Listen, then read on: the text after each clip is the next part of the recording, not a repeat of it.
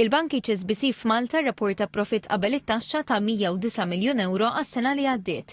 Din markat it-tielet sena konsekuttiva li l-profitti tal-HSBC qabżu l-100 miljun euro u l-ewwel darba li dan il-livell intlaħaq għal 3 snin wara xulxin fl-istorja tal-bank f'Malta.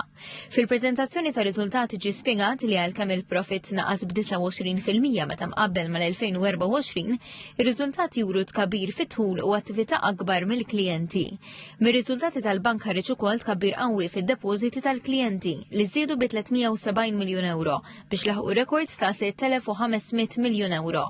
Is-sem fis-suq tad-depożiti żdied b'aktar minn 1% filwaqt li l-ġestjoni tal-ġid u l-bilanċi tal-investiment kibru bi 28% għal 1.1 biljun euro. Ma' TVM News il-kap eżekuttiv ta' HSBC Malta qal li jinsab ottimist dwar l-ekonomija Maltija li skontu mis-senija tkompli tisboq l-ekonomija l-oħra fl-Ewropa kif għamlet fl-aħħar snin. Here we're very positive on the Maltese economy. We see that it will continue to outperform Europe as it's done, over the past years.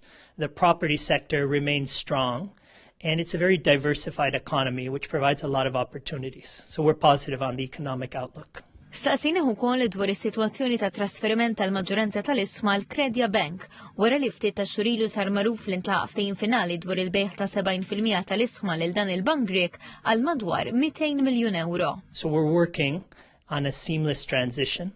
Of course, this is subject to regulatory approvals, but we're optimistic about the future to have a controlling shareholder who is European, high standards, believes in Malta, and it will invest to improve the bank in the future.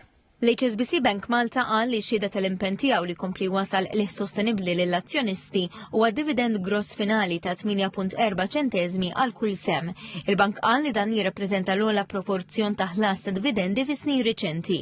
Id-dividend finali propost se jitħallas fl-ewwel ġimgħa ta' Mejju lill-azzjonisti fuq ir-reġistru tal-azzjonisti tal-bank.